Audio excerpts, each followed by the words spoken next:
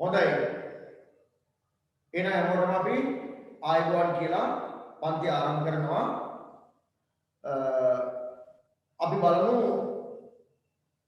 අයනික සංයෝග පිළිබඳව. අපි ඉස්සෙල්ලා මතක් කරගන්න මෙහෙම. අපි දන්නවා මේ ප්‍රධාන වශයෙන් රසායනික බන්ධන දෙවර්ගයක් අපි සාකච්ඡා කරනවානේ. සහසංජ බන්ධන සහ අයනික බන්ධන කියලා. එතකොට අයනික සංයෝගවල මුද්‍ර අහගන්න අයනික සංයෝගවල අණු වශයෙන් පවතින්නේ නැහැ. අයනික සංයෝග අණු වශයෙන් පවතින්නේ නැහැ. ඒ නිසා සාපේක්ෂ අණු ස්කන්ධයක් හොයන්න බෑ අයනික සංයෝගවල.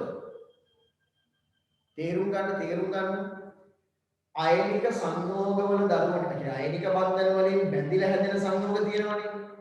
ඒ අයනික බන්ධන වලින් බැඳිලා හැදෙන සංයෝගවල සංයෝග අණු වශයෙන් නෙමෙයි තියෙන්නේ. ඒවා පවතින්නේ අයනික දැලිසක් විදිහට.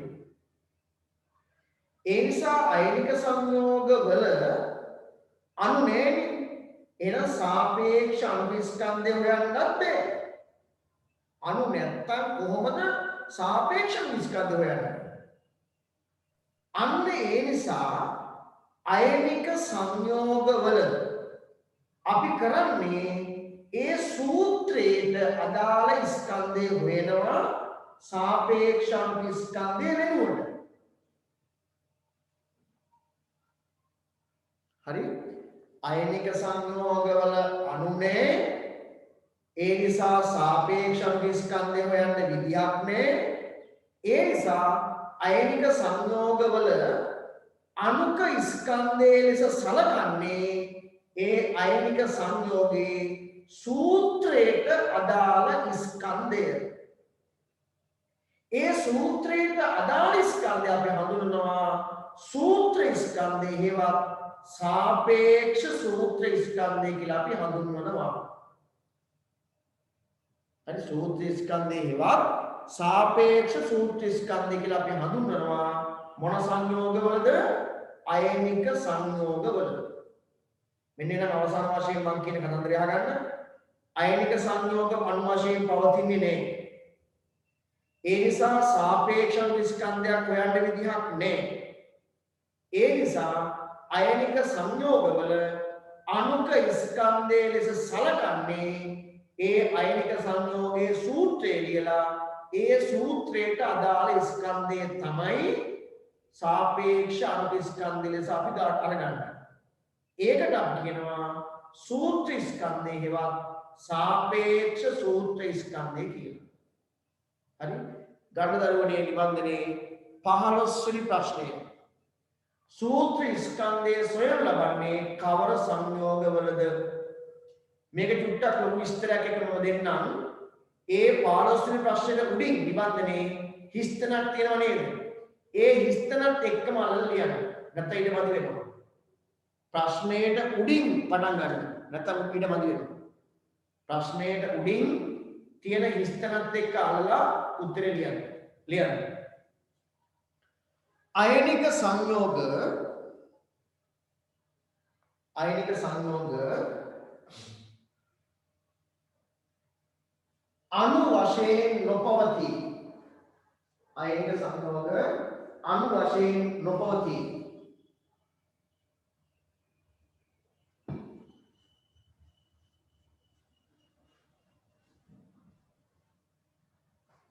අණු වශයෙන් නොපවතී.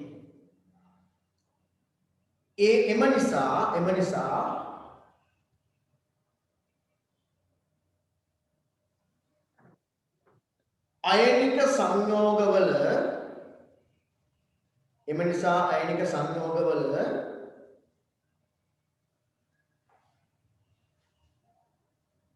සාපේක්ෂ අණුක ස්කන්ධයක් සෙවිය නොහැක. එම නිසා අයනික සංයෝගවල සාපේක්ෂ අණුක ස්කන්ධයක් සෙවිය නොහැක. එම නිසා අයනික සංයෝගවල සාපේක්ෂ අණුක ස්කන්ධයක් සෙවිය නොහැක.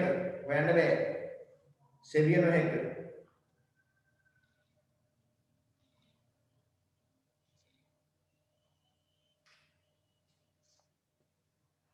මේ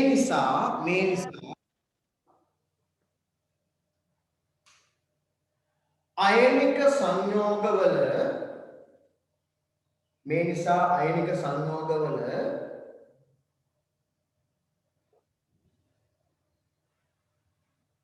අනුක ස්කන්ධයේ ලෙස සලකන්නේ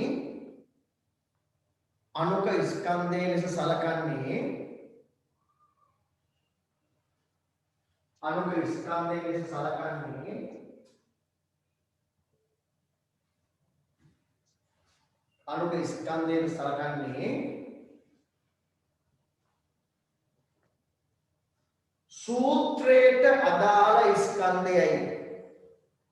සූත්‍රයට අදාළ ස්කන්ධයයි සලකන්නේ. සූත්‍රයට අදාළ ස්කන්ධයයි. සූත්‍රයට අදාළ ස්කන්ධයයි.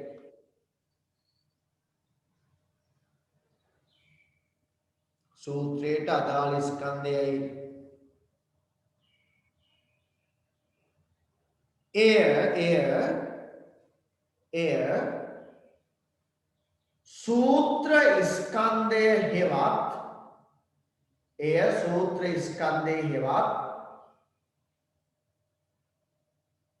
එය සූත්‍ර ස්කන්ධය හෙවත්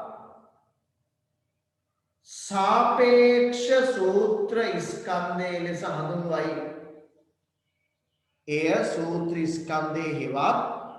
සාපේක්ෂ සූත්‍ර ස්කන්ධය ලෙස හඳුන්වයි.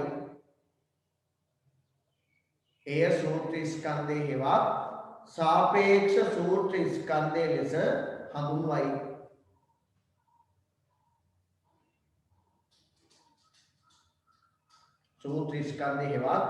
සාපේක්ෂ සූත්‍ර ස්කන්ධය ලෙස හඳුන්වයි. එහෙනම් මගේ කතාව පැහැදිලි නේද? අයනික බන්ධන වලින් බැඳිලා හැදෙන අයනික සංයෝගවල අණු නැහැ. ඒ නිසා අයනික සංයෝගවල සාපේක්ෂ ස්කන්ධයක් හොයන්න බෑ. ඒ නිසා අයනික සංයෝගවල අණුක ස්කන්ධය ලෙස සලකන්නේ ඒ අයනික සංයෝගයේ සූත්‍රයට අදාළ ස්කන්ධය තමයි අණුක ස්කන්ධය ලෙස අපි ගන්න. ඒ සූත්‍රයට අදාළ ස්කන්ධය අපි හඳුන්වනවා සූත්‍ර ස්කන්ධය හෙවත් සාපේක්ෂ සූත්‍ර ස්කන්ධය කියලා. හරි? හැබැයි මේ සූත්‍ර ස්කන්ධය හොයන්නේ අර සාපේක්ෂ අණු ස්කන්ධය හොයපු ක්‍රමයකම තමයි උනාට. ඉස්සෙල්ලාම අපි කරන්නේ ඒ රසායනික සංයෝගයේ සූත්‍රය ලියා ගන්නවා. සූත්‍රය ලියාගෙන ඒ සූත්‍රයේ අනුසාරයෙන් තියෙන පරමාණු වර්ගය පරමාණු සංඛ්‍යාව ලියා ගන්නවා. ඊට පස්සේ සාපේක්ෂ පරමාණු ස්කන්ධ ආදේශ කරලා සූත්‍ර ස්කන්ධ ගණනය කරනවා. පැහැදිලිද? රයිට්. මම එකක් හදන්නම්. ඉතිරි ඒවා ඊට පස්සේ ඔබ හදන්න ඕන. මේ බලන්න. 16 වෙනි ප්‍රශ්නේ බලන්න. පහත සඳහන් සංයෝගවල සූත්‍ර ස්කන්ධ සොයන්න. දැන් අපිට කියනවා පහත් වෙන සංයෝගවල සූත්‍ර ස්කන්ධ හොයන්න කියලා. එහෙනම් ධර්මනේ කියද්දිම පැහැදිලි වෙනවා ඔය 16 ප්‍රශ්නේ සංයෝග 10ක් දාලා තියෙනවනේ. අපිට හොයන්න කියන්නේ මේවායේ සූත්‍ර ස්කන්ධනේ. එහෙනම් මේ සංයෝග 10 මොන සංයෝගද? අයනික සංයෝග. පළවෙනි එක ගන්නකො මැග්නීසියම් ක්ලෝරයිඩ් බලන්න. පළවෙනි සංයෝගයේ තියෙන්නේ මැග්නීසියම් ක්ලෝරයිඩ්. එහෙනම් මේක අයනික සංයෝගයක්. ඒ හින්දා මේකේ අණු නැහැ. මේවා තියෙන අයනික දැලිසක් විදිහට. ඒ හින්දා මෙයාගේ අපි හොයන්නේ අණු ස්කන්ධයේ විදිහට කාවද හොයන්නේ? සූත්‍ර ස්කන්ධය අපි හොයන්න යන්නේ. ඉස්සෙල්ලම කරන්න ඕන මෙන්න මේ අයනික සංයෝගයේ රසායනික සූත්‍රය ලියා ගන්න ඕන. මට එහෙනම් කියන්නකෝ මැග්නීසියම් ක්ලෝරයිඩ් හැදෙන්නේ කවුරු සම්බන්ධ වෙලාද? magnesium ha chloride. chloride. මැග්නීසියමයි ක්ලෝරින්. දැන් අපි හැදෙන්න වෙනම ලියා ගමු. මෙන්න බලන්න මැග්නීසියම් ක්ලෝරින්. මෙයා ඉන්නේ ආවර්තිතාවකයේ දෙවෙනි කාණ්ඩයේනේ. එහෙනම් මෙයාගේ සංයුක්තාවයේ 2යි. ක්ලෝරින් ඉන්නේ 7 වෙනි කාණ්ඩයේ නේද? සංයුක්තාවය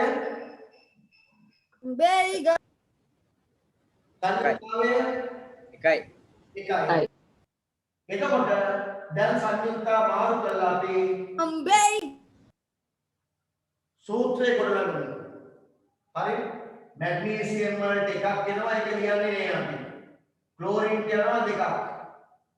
ඔන්න මැග්නීසියම් ක්ලෝරයිඩ් සූත්‍රය. එතකොට මේ සූත්‍රයේ ස්කන්ධය අපි හොයන්න යන්නේ. මැග්නීසියම් ක්ලෝරයිඩ් සූත්‍රයේ ස්කන්ධය අපි හොයන්න යන්නේ. මේ බලන්න මැග්නීසියම් පරමාණු 1යි ක්ලෝරින් පරමාණු 2යි. ඔයාලට ඕනේ සාපේක්ෂ පරමාණු ස්කන්ධ මම දීලා තියෙනවා. ඒතර මැග්නීසියම් පරමාණු 1යි කියන්නේ කීයක්ද? 24යි. ක්ලෝරින් පරමාණු 1ක් කියන්නේ 35.5යි. එහෙනම් මෙතන තියෙනවා ක්ලෝරින් පරමාණු 2ක්. එහෙනම් 35.2 ගුණ කිරීම 2. ඒතර මෙතන 24යි 35.5 වද එකක් 71යි. උත්තරේ එනවා කියන්නේ 95යි. එහෙනම් මෙන්න මේක මැග්නීසියම් ක්ලෝරයිඩ් වල සූත්‍ර ස්කන්ධේ නැත්තම් සාපේක්ෂ සූත්‍ර ස්කන්ධේ. වැඩේ තේරුණාද නැද්ද? තේරුණා සර්. හරි. එහෙනම් පළවෙනි එක හදන්න. හදලා 2 3 4 5. මම පළවෙනි එක හදුවානේ දැන් ඔයාලා හදන්න 2යි 3යි 4යි 5යි හදන්න. 2 3 4 5 හදන්න. 2 3 4 5 හදන්න. අම්මා ජනිදු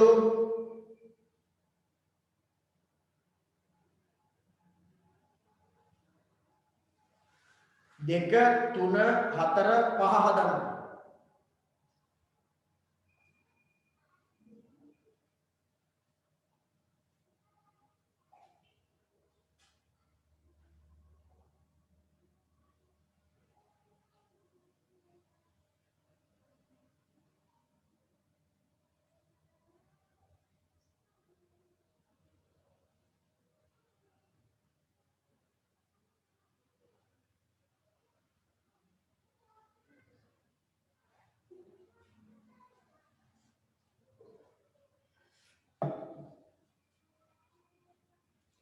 දෙක තුන හතර පහ.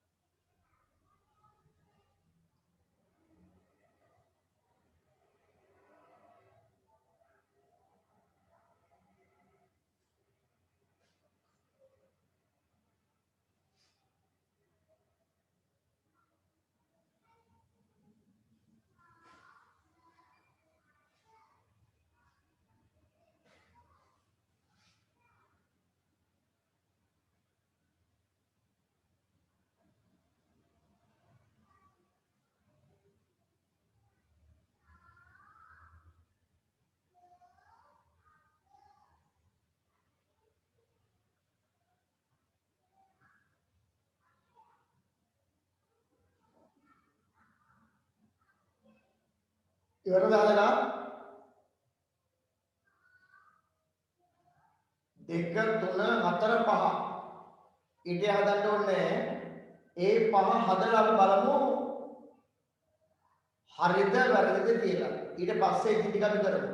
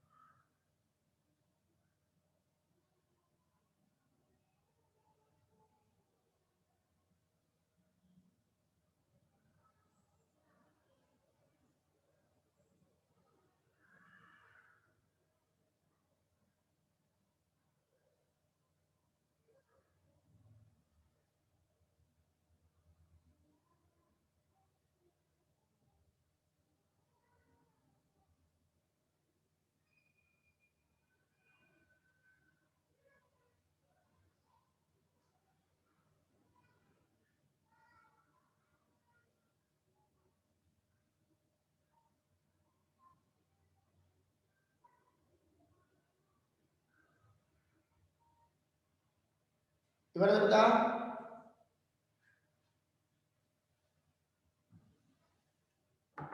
ඉවරද කියන්නක් ගාලා. පළවෙනි එක අපි කරන්නේ මැග්නීසියම් ක්ලෝරයිඩ්, දෙවෙනි එක calcium carbonate, potassium sulphate, ammonium sulphate, ammonium carbonate. ඔන්න ඔය පහේ සූත්‍ර ස්කන්ධ හොයන්න කියලා මම කිව්වේ.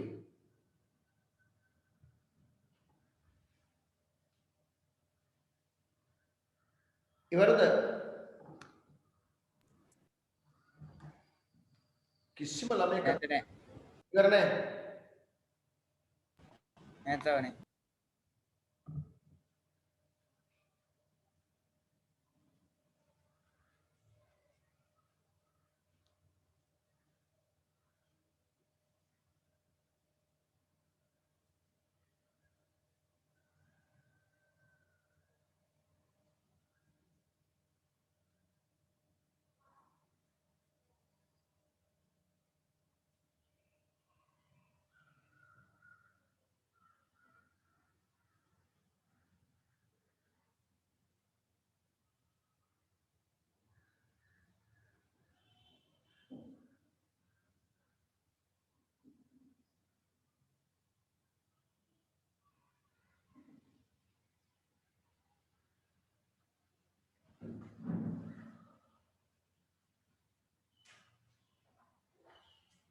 හරි. අපි ගමු දෙවෙනි එක. Calcium carbonate. කැල්සියම් කාබනේට් වල පළවෙනි වැඩේ තමයි රසායනික සූත්‍රය ලියා ගන්න ඕනේ. ඒ බලන්න පදාර්ථ විවරේ පාඩමේ දැනුම දැන් අපිට ඕන වෙනවා.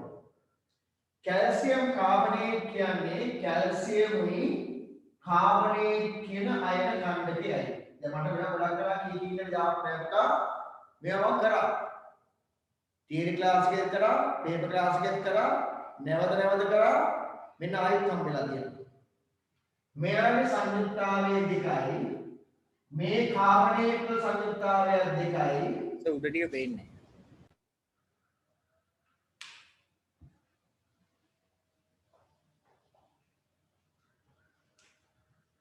කැල්සියම් සහ කාබනේට් අයන ඛණ්ඩකය. तो මෙයා දෙවෙනි කාණ්ඩයේ සංයුක්තාවය දෙකයි, මෙයාගේ සංයුක්තාවය දෙකයි, සමාන සංයුක්තාවෙන්ද අපි කියනවා දෙකට දෙක කියන්නේ එකට එක අනුපාතයෙන්නේ. එහෙනම් කැල්සියම් කාබනේට් සූත්‍රයේ CaCO3. දැන් මේක තමයි අයනික සංයෝගයේ රසායනික සූත්‍රය. එතන මෙන්න මේ සූත්‍රයට අදාළ ස්කන්ධය තමයි අපි හොයන්න ඕනේ. ඒක තමයි සාපේක්ෂ ස්කන්ධයේ විදිහට අයනික සංයෝග වල අපි ගන්නෙ. එතකොට කැල්සියම් පරමාණු දරුවනේ 1යි, කාබන් පරමාණු 1යි, ඔක්සිජන් පරමාණු 3යි. එක කැල්සියම් පරමාණුවක් කියන්නේ කැල්සියම් වල සාපේක්ෂ පරමාණු ස්කන්ධය. ඒක 40යි. ඒක දිලා තියෙනවා 40යි. ධන කාබන් වල සාපේක්ෂ පරමාණු ස්කන්ධය 12යි. ධන ඔක්සිජන් පරමාණු එකක් 16යි. ඒ වගේ පරමාණු 3ක් තියෙනවා. දැන් බලන්න. එතකොට මෙතන එනවා 40 ධන 12 ධන 16 වරක් 38යි. එකතු කරාම කීයද 100යි. එහෙනම් කැල්සියම් කාබනේට් වල සූත්‍ර ස්කන්ධය කීයද 100යි. උත්තරය ආවද? ඔව් සර්. right. තුන්වෙනි එක potassium sulfate. potassium sulfate. හරි? potassium sulfate. පහල ලිව්වත් උදේ පේන්නේ නැම උඩ ලියන්න. මෙතන ලියන්න. potassium sulfate බලන්න. potassium sulfate හැදෙන්නේ මෙහෙම නේද? potassium sulfate SO4 ඍණ 2. මෙයා පළවෙනි කාණ්ඩයේ සංයුක්තාවය 1යි, මෙයාගේ සංයුක්තාවය 2යි. උතර මේක මාරු කරනවා නේද? උතර අපිට එනවා K2SO4. මෙන්න potassium sulfate වල රසායනික සූත්‍රය. හරි? ඉතින් මේ අපි හොයන්නේ අමතක කරන්න එපා. අයනික සංයෝග වල හින්දා අණුනේ අණු වෙනුවට වෙනවා එයාලගේ සූත්‍ර ස්කන්ධේවා සාපේක්ෂ සූත්‍ර ස්කන්ධේ හොයන්නේ. පොටෑසියම් පරමාණු 2යි සල්ෆර් පරමාණු 1යි ඔක්සිජන් පරමාණු 4යි. එක පොටෑසියම් පරමාණුවක් කියන්නේ පොටෑසියම් වල සාපේක්ෂ පරමාණුක ස්කන්ධය. මෙතන තියෙනවා 39 ඒවා දෙකක්. ධන සල්ෆර් පරමාණුවක් කියන්නේ සල්ෆර් සාපේක්ෂ පරමාණු ස්කන්ධය 32යි ධන. ඔක්සිජන් පරමාණු එකක් 16යි 16 ව තියෙනවා කියද්ද 4ක්. මෙතන 39 ඒවා දෙකක් 78යි. මෙතන 32යි 16 වරක් 4 64යි 64යි. 4යි 2යි 6යි 8යි 14යි 4යි එකක් ඉදිරි 6යි 3යි 9යි 10යි 17යි උත්තරේ 174යි. එහෙනම් පොටෑසියම් සල්ෆේට් වල සූත්‍ර ස්කන්ධය එහෙම නැත්නම් සාපේක්ෂ සූත්‍ර ස්කන්ධය 174යි. උත්තරය ආවද?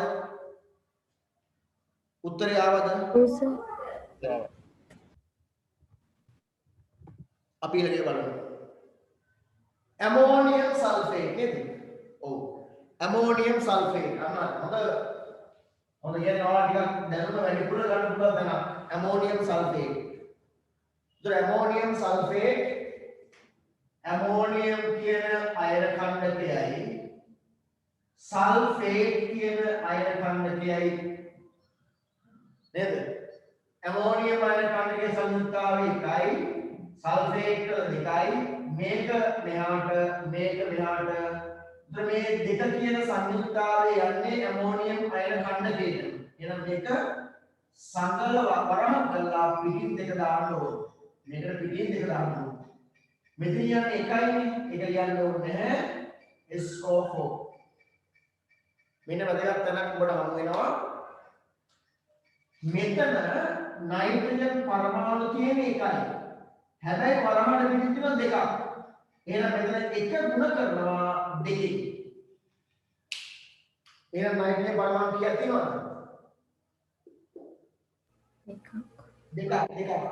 මෙතන නොලිව්වට තියෙන්නේ 1නේ. ඒක ගුණ කරනවා වරාණ පිටින් තියෙන 2කින්. 1 ගුණ කිරීම 2යි කියන්නේ 2යි. එතන නයිට්‍රජන් 2ක් තියෙනවා. මෙතන හයිඩ්‍රජන් කීයක් තියෙනවද? 8ක්. මෙතන 4යි වරහට පිටින් 2යි 4 වරක් 2 8යි. හයිඩ්‍රජන් 8යි. සල්ෆර් 1යි ඔක්සිජන් 4යි. දැන් බලන්න ගන්නනේ මෙන්න මේ පියවර නොතිබ්බොත් ඔබට ආදේශ කරන්න ගියහම වරදිනවා. ඒ හින්දා මෙන්න මේ පියවර අනුගමනය කරන්න. ගොඩක් ළමයි මේ පියවර අනුගමනය කරන්නේ. හරි? මේ බලන්න. එක නයිට්‍රජන් පරමාණුවක් කියන්නේ නයිට්‍රජන්ව සාපේක්ෂ පරමාණු ස්කන්ධය. නයිට්‍රජන්ව සාපේක්ෂ පරමාණු ස්කන්ධ 14යි. මෙතන නයිට්‍රජන් පරමාණු දෙකක්. එහෙනම් 14 ඒවා දෙකක්. ගන්න. හයිඩ්‍රජන් පරමාණු එකක් කියන්නේ 1යි. මෙතන තියෙනවා 1 ඒවා 8ක්. දැන් බලන්න මේව හදාගත්තේ නැත්නම් අමාරුයි. එක නයිට්‍රජන් 14යිද? 41යි දාලා තියෙන්නේ. 31යිනේ සරි. සර් ටියුට් එකේ තියෙන 41. සර් ටියුට් එකේ නයිට්‍රජන් තියෙන්නේ 41යි. කොහෙද? නයිට්‍රජන් 41යිද? වැරදි 14යි හදාගන්න. ඒක මුද්‍රණ දෝෂයක් පුතා හදාගන්න 14යි. නයිට්‍රජන් වල 14යි. වැරදි මම ඒක මුද්‍රණ දෝෂයක්. රයිට්? එතකොට මෙතන සල්ෆර් පරමාණු 1යි. 1යි කියන්නේ සල්ෆර් සාපේක්ෂ පරමාණු ස්කන්ධය 32යි. ඔක්සිජන් වල සාපේක්ෂ පරමාණු ස්කන්ධය 16යි.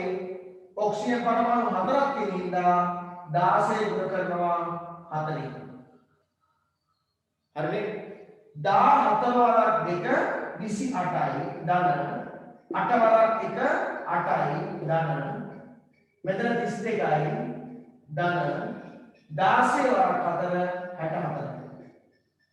දැන් බලන්න 4යි 2යි 6යි 6යි 8යි 14යි 14යි 8යි 22යි 22 දෙකක් දැම්මා දෙකක් ඉදිරි 6යි 2යි 8යි 8යි 3යි 11යි 11යි 12යි 13යි 132යි උත්තරය ආවද ඔව්සා එහෙනම් ඇමෝනියම් සල්ෆේට් වල 132 කියන්නේ මොකක්ද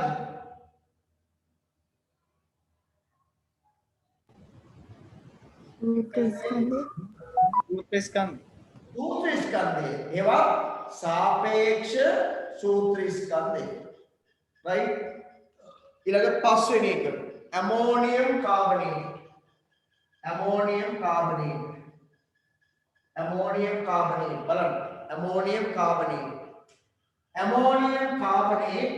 ඇමෝනියම් කියන අයන කණ්ඩකයයි කාබනේට් කියන අයන කණ්ඩකයයි හරි දැන් බලන්න අයන කණ්ඩක පාඩම් කරලා තිබුණ නැත්නම් මේකට කරන්න හම්බෙන්නේ හරි එතකොට ඇමෝනියම් කියන අයන කණ්ඩකයේ සංයුක්තාවය 1යි කාබනේට් සංයුක්තාවය 2යි අපි මාරු කරනවා ඇමෝනියම් කියන අයන කණ්ඩකයේ දෙකක් වෙනවා නේද ඇමෝනියම් කියන අයන කණ්ඩකයටම දෙකක් වෙනවා පිටින් දෙකක් ගන්නවා කාබනේට් 1යි කියන්නේ එතන ගෙන් වලියක් පුළුවන් CO3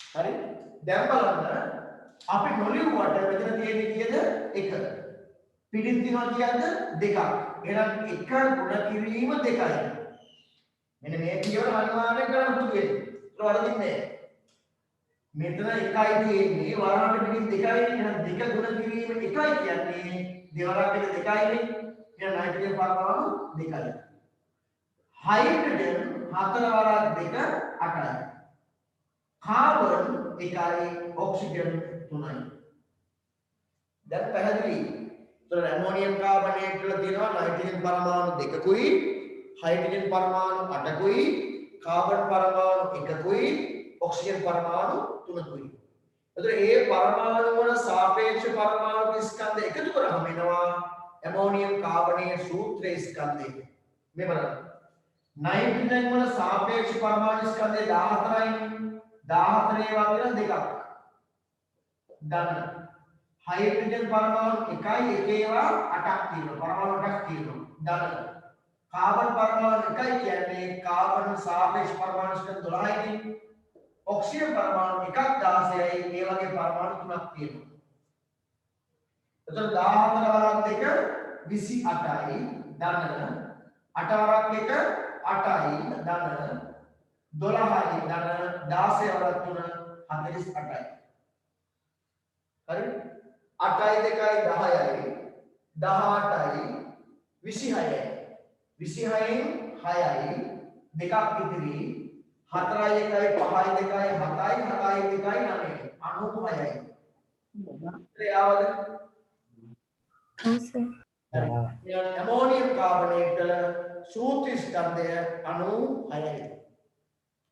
හරි පුතා පටන් ගන්න 6 7 8 6යි 7යි 8යි පටන් ගන්න 6 7 8 කියන අයනික සූත්‍ර ස්කන්ධ ටක් ගාලා හොයන්න 6 7 8 ඒක ලේසි බබා මෙතනින් අරගෙන එහෙම බලලා මේ දාන්න තියෙන්නේ ගණන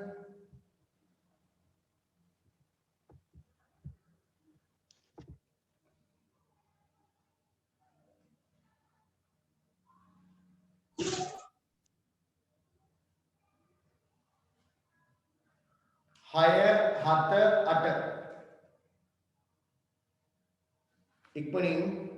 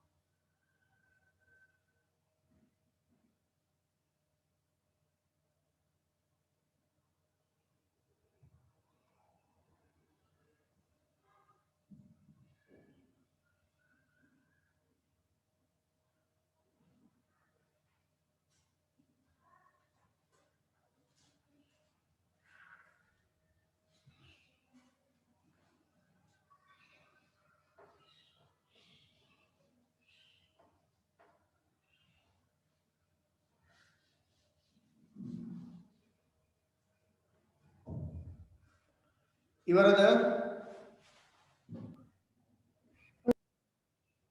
මම කිව්වේ 6 7 8 කරාද? ඔව් සර්. හරි. බලමු එහෙනම්. 6 වෙනි එක තියෙන්නේ සෝඩියම් හයිඩ්‍රොක්සයිඩ්. ඔබට නිතරම කියන්නේ sodium hydroxide. අපි සාන්ද්‍රණ ගණන් වලදීත් මේක හැදුවා. sodium hydroxide හැදෙන්නේ sodium සහ hydroxide අයන කණ්ඩ තියෙනවා. sodium වල සංයුක්තාවය එකයි hydroxide සංයුක්තාවයත් එකයි සමාන සංයුක්තා මාරු වෙන්නේ එන sodium hydroxide සූත්‍රයේ NaOH. හරිනේ? මෙතන sodium පරමාණු එකයි, oxygen පරමාණු එකයි, hydrogen පරමාණු එකයි. හරිනේ? දැන් එතකොට sodium වල සාපේක්ෂ පරමාණු ස්කන්ධය 23යි, oxygen එකයි 16යි, hydrogen එකයි දෙක කරා වෙනවා කියද්ද 40ක්. එහෙනම් sodium hydroxide වල සූත්‍ර ස්කන්ධය 40යි. උත්තරය ආවද? ඔව් සර්. ඊළඟට හතනේ sodium chloride ලේසි. sodium chloride sodium උයි chlorine sodium පළවෙනි කාණ්ඩයේ සංයුක්තාවය එකයි. chlorine හතරවෙනි කාණ්ඩයේ අටවෙනි පදක් සංයුක්තාවය එකයි. දැන් සංයුක්තාව දෙක සමානයි. එහෙනම් sodium chloride සූත්‍රයේ NaCl. sodium පරමාණු එකයි, chlorine පරමාණු එකයි. එක sodium පරමාණුවක් කියන්නේ sodium වල සාපේක්ෂ පරමාණු ස්කන්ධය 23යි, chlorine වල 35.5යි. එකතු කරා වෙනවා 58.5. එහෙනම් sodium chloride වල සූත්‍ර ස්කන්ධය 58.5යි. හරි දැන් හදන්න 9යි 10යි 9යි 10යි 9යි 10යි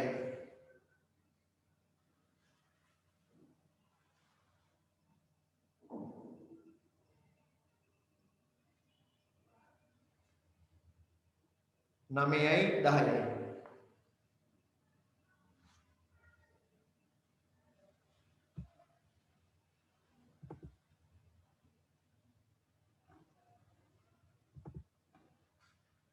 නමයයි 10යි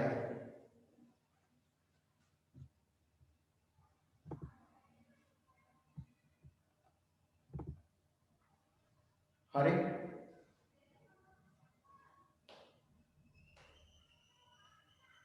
9 එක තියෙන්නේ කැල්සියම් සල්ෆේට් 10 එක තියෙන්නේ calcium chloride calcium sulphate calcium chloride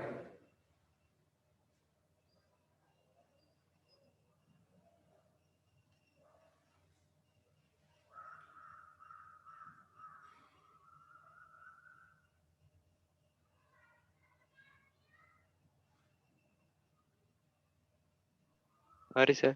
හරි හැමෝම ඉවරද නෑ සර්. අහදන්නකෝ නෑ සර්. තව ටිකක් වෙලා.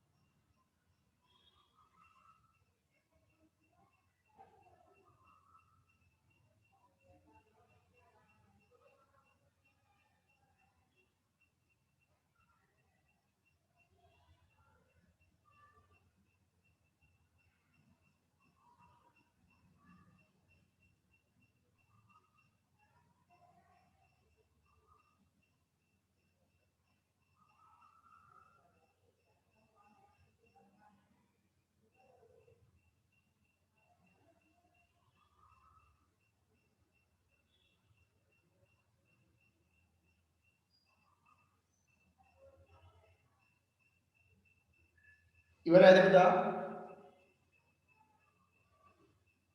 9යි 10යි ඉක්මනින් වෙලා යන ගොඩාක් වෙයි.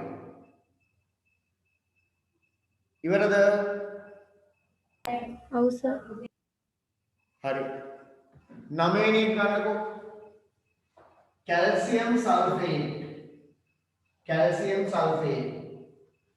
තුර කැල්සියම් සල්ෆේට් කියන්නේ සූත්‍රය අපි හදාගන්නකො. කැල්සියම්යි සල්ෆේට් කියන අයන කන්න කියන්නේ. නේද? තුර කැල්සියම් කියන්නේ දෙවෙනි කාණ්ඩයේ සංයුක්තාවය කීයද? 2යි. සල්ෆේට් කියන්නේ සංයුක්තාවය 2යි. දැන් සංයුක්තා මාර්ක් කරන්න. තුර අපිට එනවා සංයුක්තාවය සමානයිනේ. ඒක දෙකට 2යි කියන්නේ එකට එක අනුපාතය. එහෙනම් CaSO4.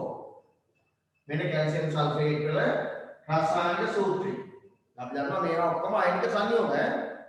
ඒ නිසා අපි හොයන්නේ සාපේක්ෂ අණු ස්කන්ධය වෙනුවට සූත්‍ර ස්කන්ධය හොයන්නේ කැල්සියම් පරමාණු 1යි, සල්ෆර් 1යි, ඔක්සිජන් 4යි. එක කැල්සියම් පරමාණු ස්කන්ධය කියන්නේ කැල්සියම් වල සාපේක්ෂ පරමාණු ස්කන්ධය. ඒක 40යි. දන්න සල්ෆර් පරමාණු 1යි කියන්නේ සල්ෆර් වල සාපේක්ෂ පරමාණු ස්කන්ධය. ඒක 32යි. දන්න ඔක්සිජන් පරමාණු එකක් කියන්නේ 16ක්. ඒ වගේ පරමාණු තියෙනවා 4ක්. හරි? તો કેલ્શિયમ પરમાણુ එකයි කියන්නේ 40යි, ධන 32යි, ධන 16 ඒවා 4ක් 64යි. දැන් ඉතුරු බලන්න 4යි 2යි 6යි 6යි 3යි 9යි 10යි 9යි 4යි 13යි 136යි.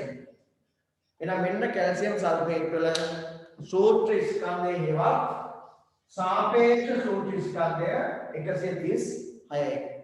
උත්තරය ආවද? ඔව් සර්. ඔව් සර් ආවා.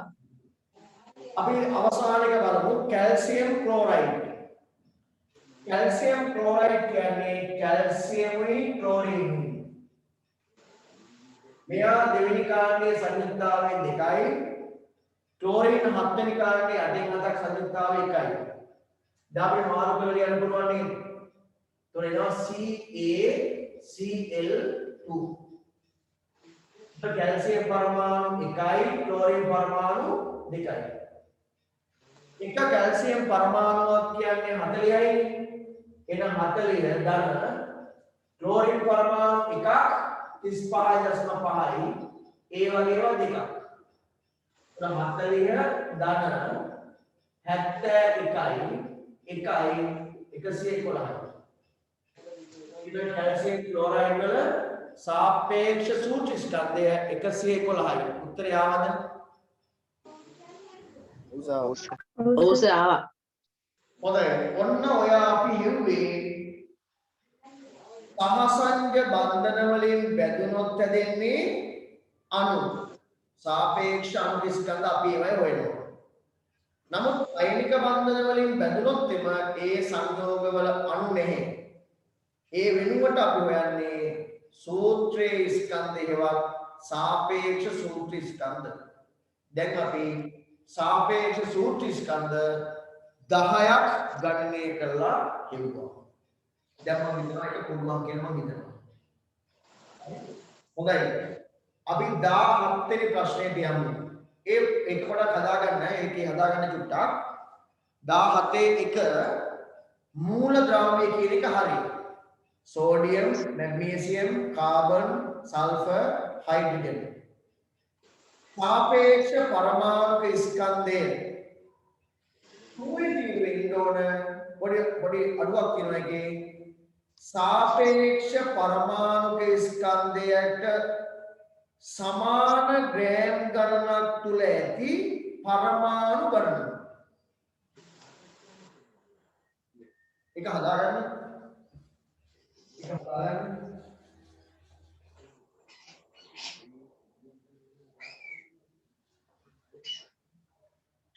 माइक ऑफ करंड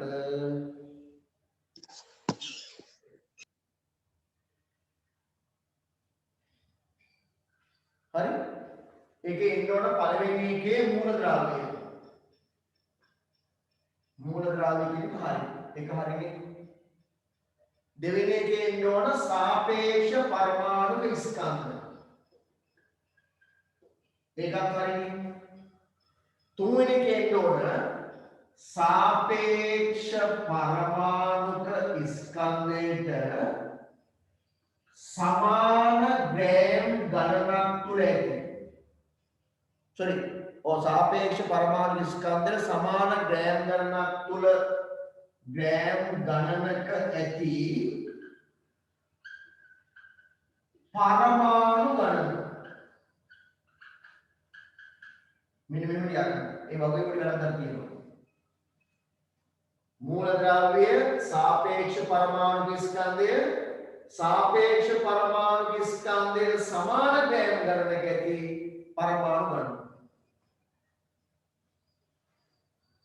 हरि तो दाद्रव्य के මොනවද? सोडियम ඉන්නවා, मैग्नीशियम ඉන්නවා, නේද? කාබන් ඉන්නවා, ඉන්නවා, සල්ෆර් ඉන්නවා, හයිඩ්‍රජන්. සල්ෆර් ඉන්නවා, හයිඩ්‍රජන් ඉන්නවා. දැන් පුරවන්න. මේ කට්ටියගේ සාපේක්ෂ පරමාණු ශක්තිය කොහොමද දීලා තියෙන්නේ? පුරවන්න. ටග්ගල් පුරවන්න.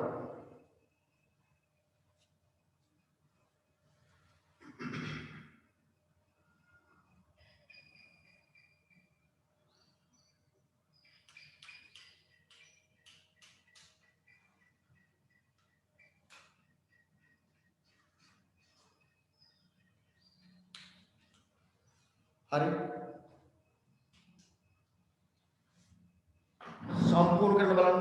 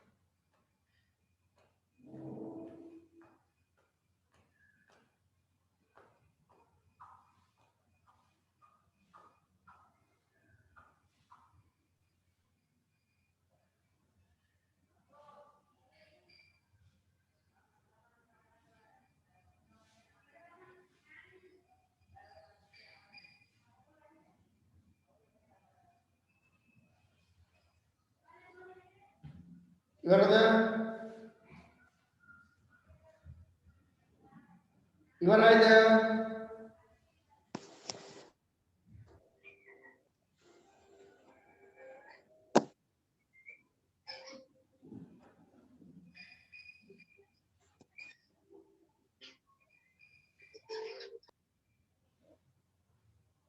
हरे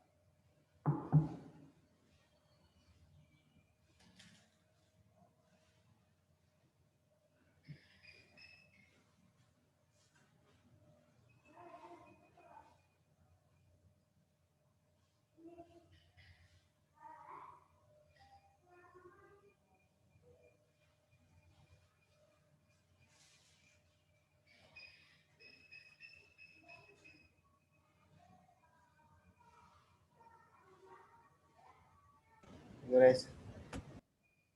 හරි හදමු බලන්න. සෝඩියම් වල සාපේක්ෂ පරමාණු ස්කන්ධය 23යි. මැග්නීසියම් වල 24යි. මේවා පාඩම් කරන්න එපා. එක එක මූලද්‍රව්‍ය වල සාපේක්ෂ පරමාණු ස්කන්ධ පාඩම් කරන්න යන්න එපා. ඒවා ගණන් වලදී විභාගෙන් දෙනවා. හරි? කාබන් වල 12යි. සල්ෆර් වල 32යි. හයිඩ්‍රජන් වල 1යි. එතකොට මේ බලන්න සෝඩියම් වල සාපේක්ෂ පරමාණු ස්කන්ධය සමාන ග්‍රෑම් ගණනක් කියන්නේ ග්‍රෑම් 23. සාපේක්ෂ පරමාණු ස්කන්ධය සමාන ග්‍රෑම් ගණනක් ගත්තම ඒකේ තියෙනවා පරමාණු කීයක්ද 6.02 ගුණ කිරීම 1023. පේනවද? සෝඩියම් වල සාපේක්ෂ පරමාණු ස්කන්ධය 23යි. එහෙනම් සෝඩියම් ග්‍රෑම් 23ක් ගත්තම ඒකේ තියෙනවා සෝඩියම් පරමාණු 6.02 ගුණ කිරීම 1023. මැග්නීසියම් වල සාපේක්ෂ පරමාණු ස්කන්ධය 24යි. අපි ගන්නවා මැග්නීසියම් ග්‍රෑම් 24ක්. ඒකේ තියෙනවා මැග්නීසියම් පරමාණු 6.02 ගුණ කිරීම 1023. කාබන් වල සාපේක්ෂ පරමාණු ස්කන්ධය 12යි. අපි ගන්නවා කාබන් ග්‍රෑම් 12. ඒක සාපේක්ෂ පරමාණු ස්කන්ධ සමාන ග්‍රෑම් ගණනක් කියන්නේ කාබන් ග්‍රෑම් 12. ගත්තහම ඒකේ තියෙනවා කාබන් පරමාණු 6.02 ගුණ කිරීම 1023. සල්ෆර් වල සාපේක්ෂ පරමාණු ස්කන්ධය 32යි. අපි ගන්නවා සල්ෆර් ග්‍රෑම් 32ක්.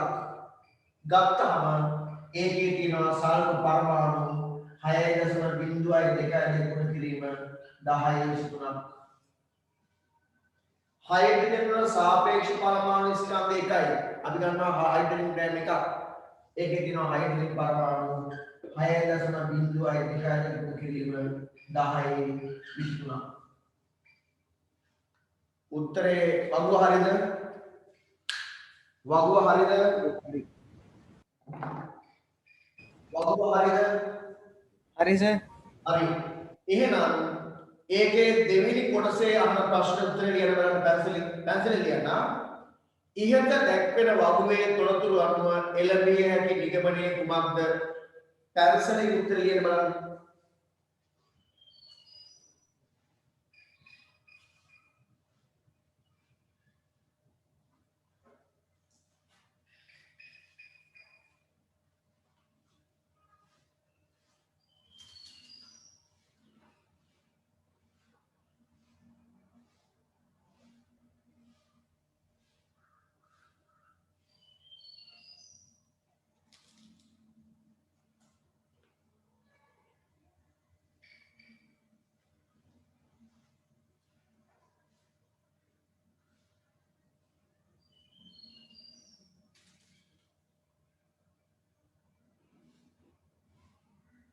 හරි සර්. හරි.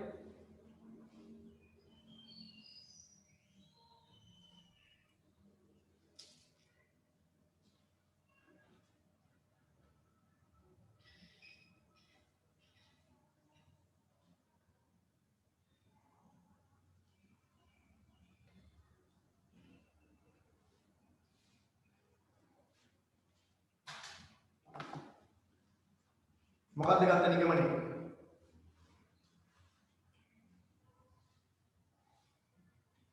මොකක්ද ගත්ත නිගමනය?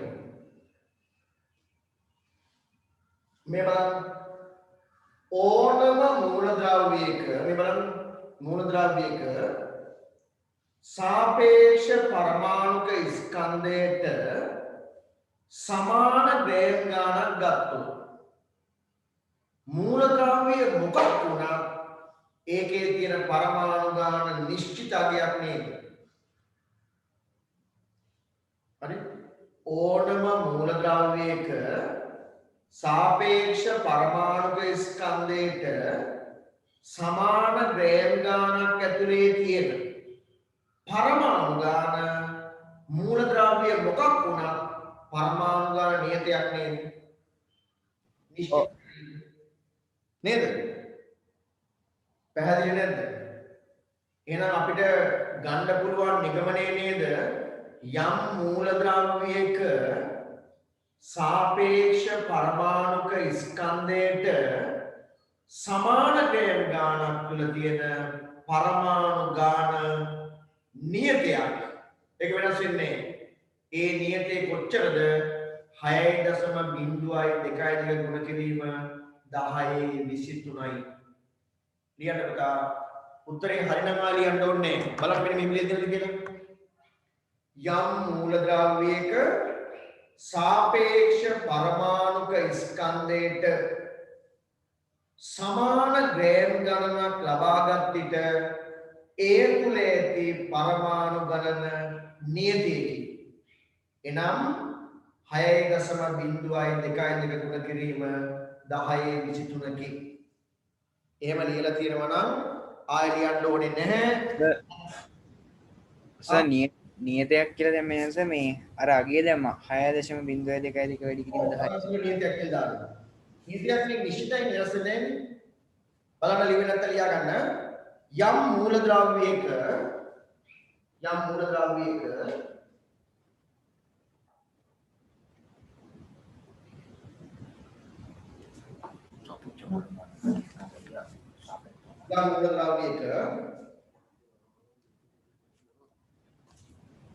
सापेक्ष परमाणुक स्कंधेट मूलद्रव्यक सापेक्ष परमाणुक स्कंधेट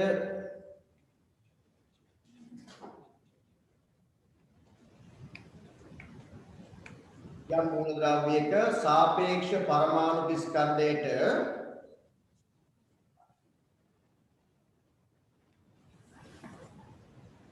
समान ग्रෑම් ගණනක් ලබාගත් විට සාපේක්ෂ පරමාණු ස්කන්ධයට සමාන ග්‍රෑම් ගණනක් ලබාගත් විට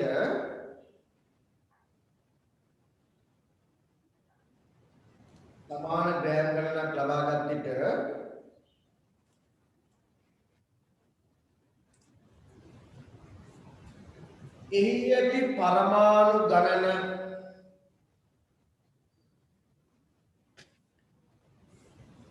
नियतेकी परमाणु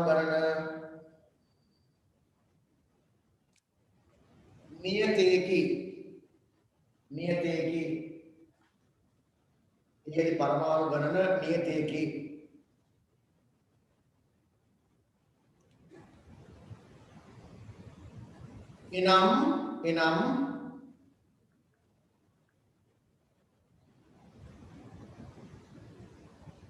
इनम हय दशम बिंदुवाई දෙකයි දෙක ගුණ කිරීම 1023කි. එනම් 6.02 දෙක ගුණ කිරීම 1023කි.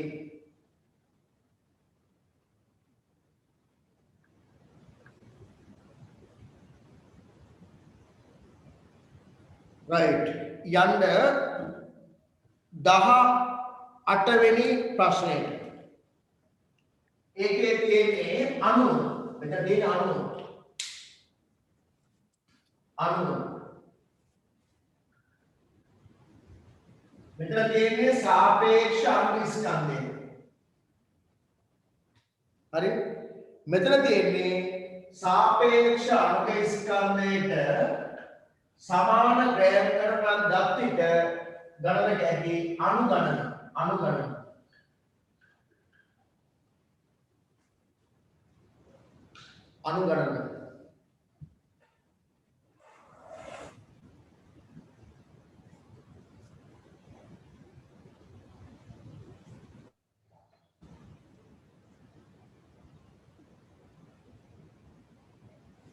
हरी संपूर्ण करण जलय कार्बन डाइऑक्साइड අම්මිලා කොහෙද ඉන්නා කිව්වේ? जलय carbon dioxide methane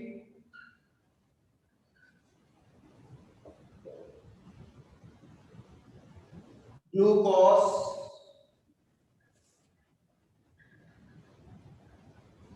oxygen very cool.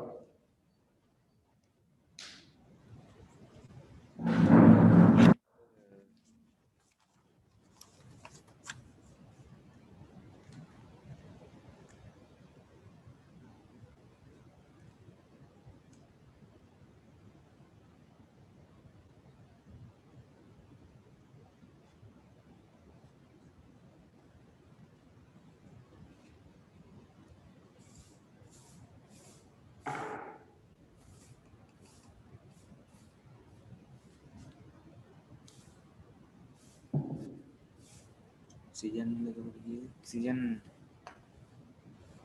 गासें यहाँ की दहाड़ कार्बन डाइऑक्साइड सी भूमि कार्बन वाला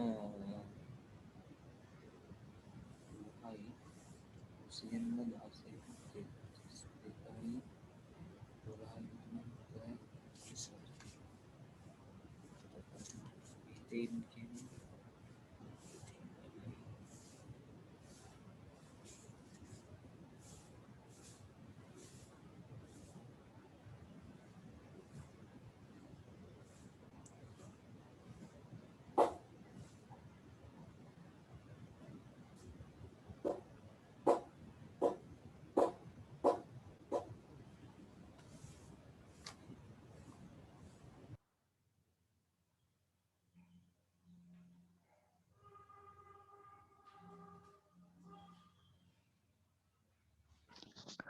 Sir, tiền á.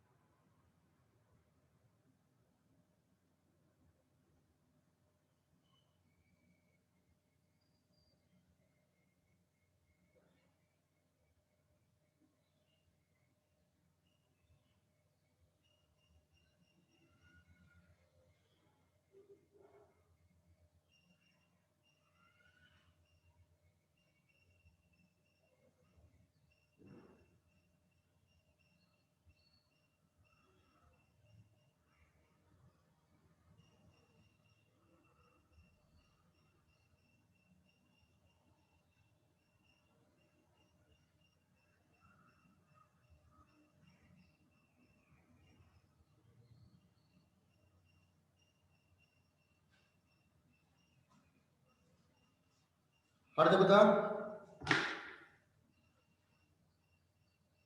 මේ බලන්න අපි කලින් හොයලා තියෙනවා ඔයාලා දන්නවා ඇති ජලයේ සාපේක්ෂ ස්කන්ධය කීයද 18යි එතකොට ජලයේ ග්‍රෑම් 18ක තියෙනවා ජල අණු 6.02 ගුණ කිරීම 1023ක්. කාබන් ඩයොක්සයිඩ් වල සාපේක්ෂ අනුස්කන්ධය 44යි. එතකොට කාබන් ඩයොක්සයිඩ් ග්‍රෑම් 47ක තියෙනවා කාබන් ඩයොක්සයිඩ් අණු 6.02 ගුණ කිරීම 1023ක්.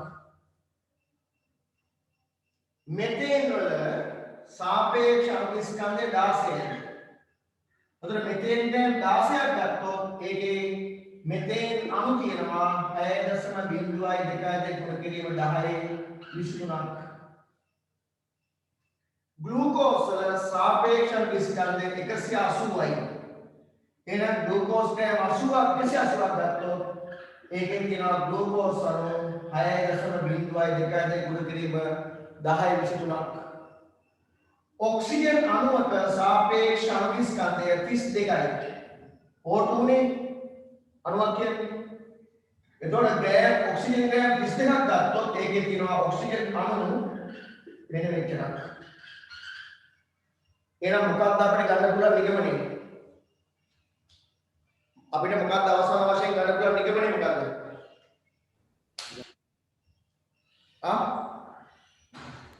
ඉස්සෙල්ලා කියන්නේ අනිත් පැත්ත. මොකක්ද මේකෙන් අපිට ගන්න පුළුවන් අවසාන නිගමනය? කියන්න. මේ බලන්න. කිසියම් අණුවක सापेक्ष අනුස්කන්ධයට සමාන ග්‍රෑම් ගානක් ගත්තොත් ඒකේ තියෙන අණු ගාන නියතයක්. ඒ නියතයට අපි කියනවා 6.02 ගුණ කිරීම 1023යි කියලා. හරි ලියන්න එහෙනම්. ඉහත වගුවේ තොරතුරු අනුව එළඹිය හැකි නිගමනයේ කුමක්ද ලියන්න. යම් අණුවක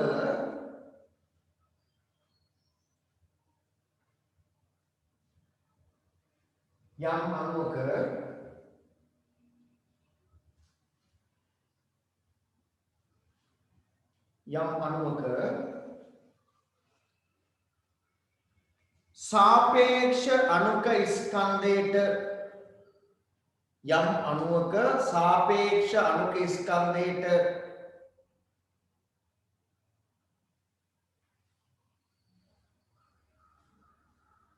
සමාන ග්‍රෑම් ගණනක් ලබාගත් විට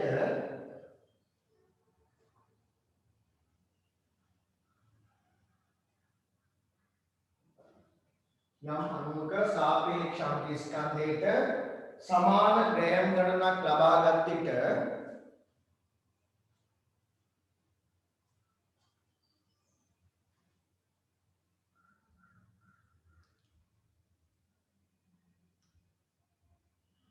එය තුල ඇති අණු ගණන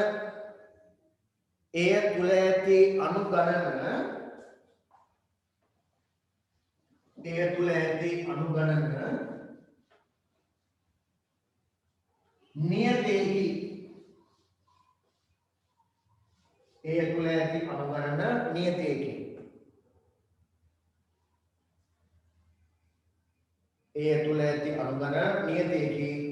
එනම් 6.02 ගුණ කිරීම 1023කි. එනම් 6.02 ගුණ කිරීම 1023කි.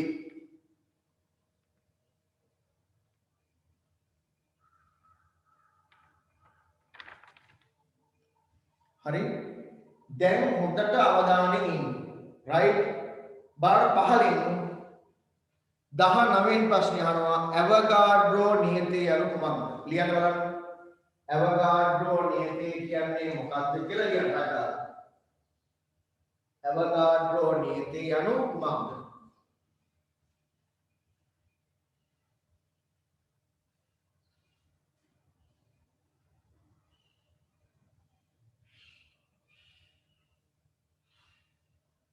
ඇවෝගාඩ්‍රෝ නියතය යනු කුමක්ද?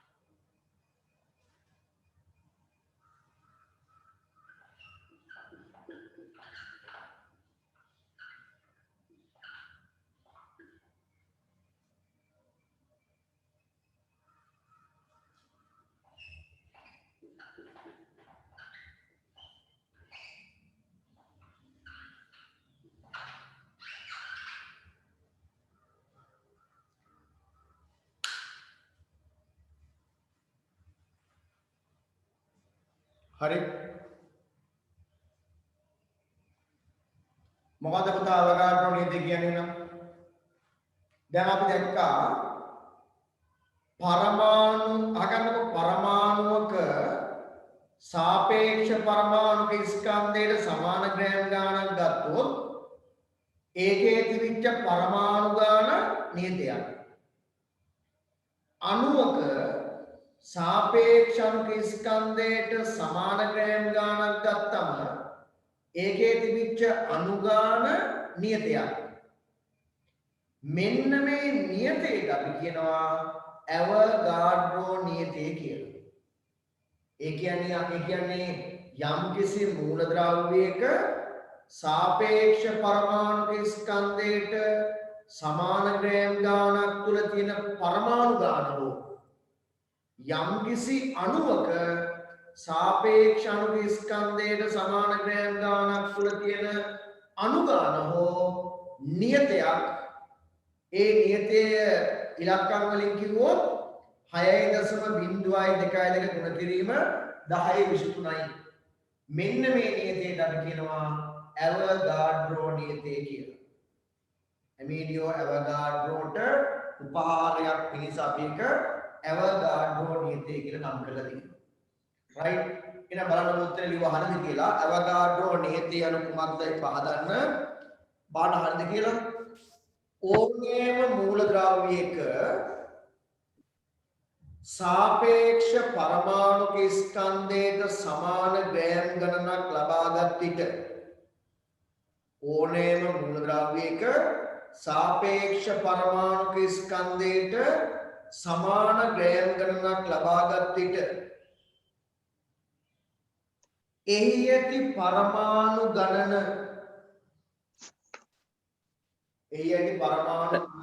මුලින්දල කියන්න පොඩ්ඩක්. ලියන්න ඕන දෙක. මම ලියාගන්න එනවා. එනක ලියාගන්න. ඕනෑම මූලද්‍රව්‍යයක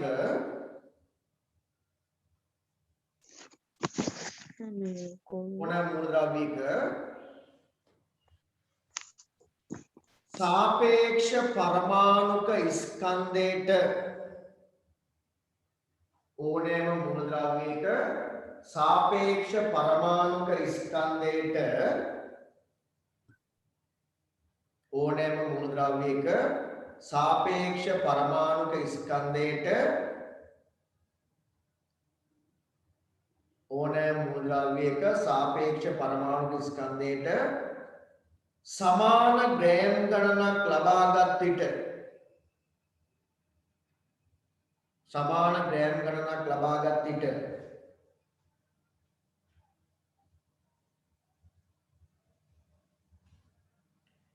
එහි ඇති පරමාණු ගණන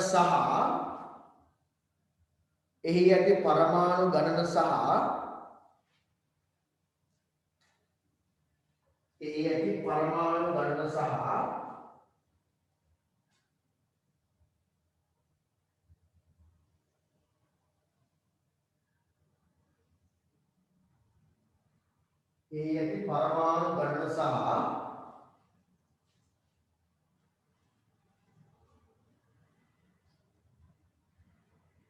ඕනෑම අණුවක පරමාණු ගණන සහ ඕනෑම අණුවක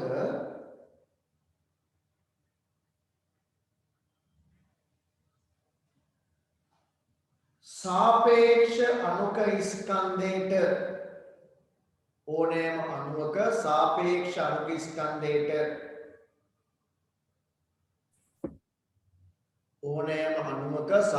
අණුක ස්කන්ධයට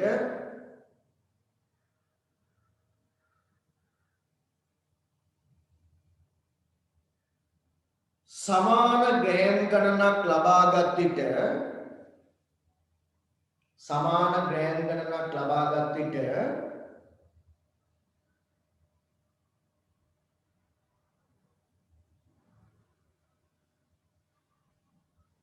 එය තුල ඇති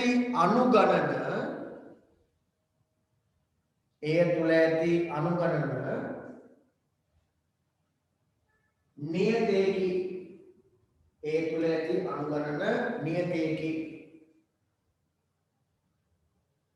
ඒ තුල ඇති අනුගණන නියතයකි. හරි නේද? තොර සාපේක්ෂ මූලද්‍රව්‍යයක් නම් එයාගේ සාපේක්ෂ පරමාණු ස්කන්ධේ සමාන ග්‍රෑම් ගාණක් ගත්තම ඒකේ තියෙන පරමාණු ගාණ නියතයක්. ඕනෑම අණුවක සාපේක්ෂ අණු ස්කන්ධේ සමාන ග්‍රෑම් ගාණක් ගත්තම ඒකේ තියෙන අණු ගාණ නියතයක්. 20 වෙනි එක කියලා බලන්න. ඒ නියතයට මොකක්ද අපි කියන්නේ? ඇවෝගාඩ්‍රෝ නියතයයි. නියතයකි මෙය ඇවෝගාඩ්‍රෝ නියතයයි. මෙය ඇවෝගාඩ්‍රෝ නියතයයි.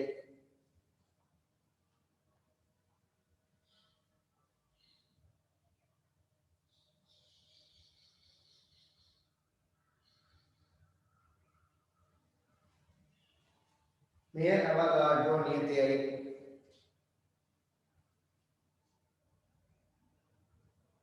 හරි මේ ඇවෝගාඩ්‍රෝ නියතයයි.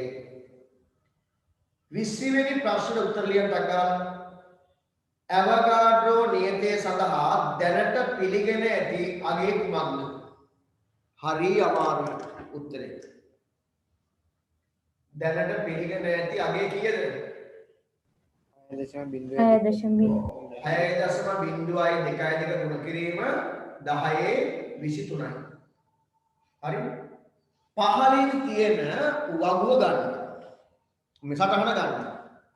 ඒ සටහනේ හදා ගන්න මෙතන තියෙන්නේ පරමාණු හෝ අණු. පරමාණු හෝ අණු 6.02 ගුණ කිරීම 10/23ක් තියෙන්නේ ජලයේ ග්‍රෑම් කීයකද? කාබන් ඩයොක්සයිඩ් ග්‍රෑම් කීයකද? Methane gram කීයකද?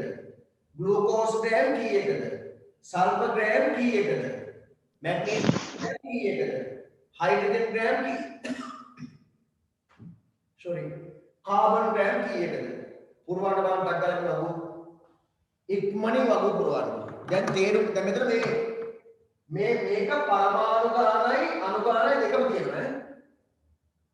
දැන් ඔයාලට පැහැදිලිව පේනවා මේ තියෙන පරමාණුනේ කාබන්, හයිඩ්‍රජන්, මැග්නීසියම්, සල්ෆර්. ජලය, කාබන් ඩයොක්සයිඩ්, මෙතේන්, ග්ලූකෝස් කියන්නේ අණු.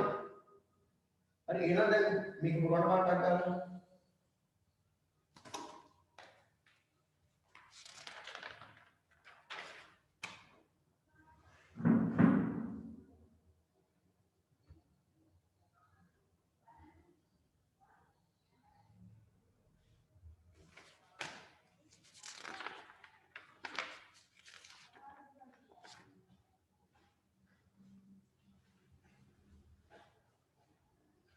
हरी सर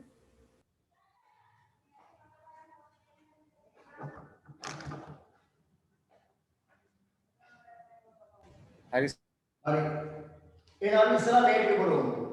හරි කාබන් පරමාණු අවගාඩ්‍රෝ සංඛ්‍යාවක් තියෙන්නේ කාබන් වල සාපේක්ෂ පරමාණු ස්කන්ධයට සමාන ස්කන්ධයක් තුනනේ.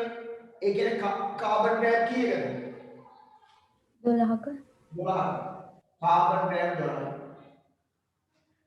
हाइड्रोजन परमाणु මෙච්චරක් තියෙන්නේ हाइड्रोजन වල සාපේක්ෂ පරමාණු ස්කන්ධයට සමාන ග්‍රෑම් ගාණක් තුල. हाइड्रोजन වල සාපේක්ෂ පරමාණු ස්කන්ධ කීයද? 1යි. එහෙනම් ග්‍රෑම් 1ක हाइड्रोजन ග්‍රෑම් 1ක हाइड्रोजन परमाणु මෙච්චරක් තියෙනවා. मैग्नीशियम වල සාපේක්ෂ පරමාණු ස්කන්ධ එනවා 24ක්. එහෙනම් मैग्नीशियम परमाणु මෙච්චරක් තියෙන්නේ मैग्नीशियम ग्राम කීයකද? 34ක 34ක මේකේ උත්තරේ කියන්නේ 32යි ඔව් නිකන් නෙමෙයි සල්ෆර් ග්‍රෑම් 32යි ඔව් එහෙනම් දැන් මොන පරමාණු ටික හරියි දැන් ඉතිරි තියෙන අණු එහෙනම් අණු මෙච්චරක් තියෙන්නේ ජලයේ ග්‍රෑම් කීයකද? 18ක 18ක ඒ කියන්නේ ජලයේ සාපේක්ෂ ස්කන්ධයට සමාන ග්‍රෑම් ගන්න. ජලයේ ග්‍රෑම් 18ක. කාබන් ඩයොක්සයිඩ් ග්‍රෑම් කීයකද? 44ක 17ක මෙතන කීයකද? 16 ග්ලූකෝස් ග්‍රෑම් කීයකද? 180යි හරි දැන් වැඩි පැහැදිලි නේද? දැන් වැඩි පැහැදිලි නේද? ඔව් සර්. ඔව්. ගන්න 21 වෙනි ප්‍රශ්නේ 21. 21 වෙනි ප්‍රශ්නේ. මෞලයක් යනු කුමක්ද කියන බලන්න. මොකක්ද? මෙතන මෞලය හරියට අර්ථ දක්වන්න. මෞලය කියන්නේ මොකක්ද කියලා විභාගයේදී අහුවොත් මෞලය කියන්නේ මෙන්න මේ වගේ දෙයක් කියලා අපිට අර්ථ දක්වන්න පුළුවන් වෙන්න ඕන.